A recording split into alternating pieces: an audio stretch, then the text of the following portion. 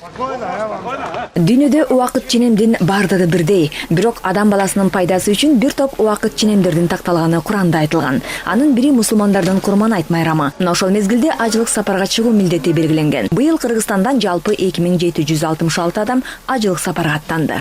Баягы ажы канча көп болсо ошончо береке болот. Мамлекет башчыларыбызга да ыраазычылык айтам. Анткени бизге өтө көп баягы жардамдарды кылышты. Ошо договорлорду кылууда, контракттарды кылууда, ажылыктарды уюштурууда, элдердин ажылыгынын баягы акчаларын ордуна коюуда бардыгына ыраазычылык билдиребиз. Алланын жардамы менен мына биринчи рейсти учурганы турабыз.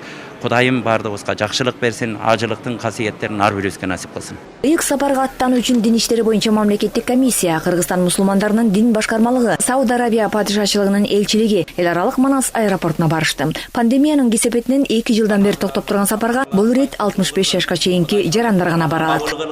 Ажылары кабыл болгон, ажы болуп кайра жарык жүз менен үй бүлөлөрүнө кайтып келиштерин насип кылган.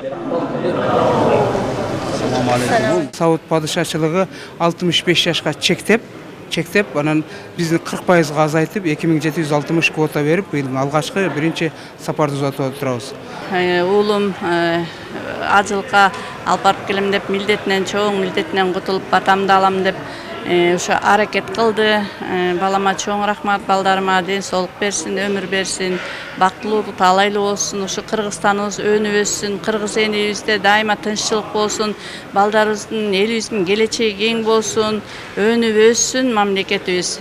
Аллах Тааладан ошо дуаларыбыздын баарын суранып келебиз Аллахтан. Ар бир учуучу топ 405 адамдан турат. Аларды дарыгерлер, штаб жетекчиси жана 8 ажы башчы коштоп барат.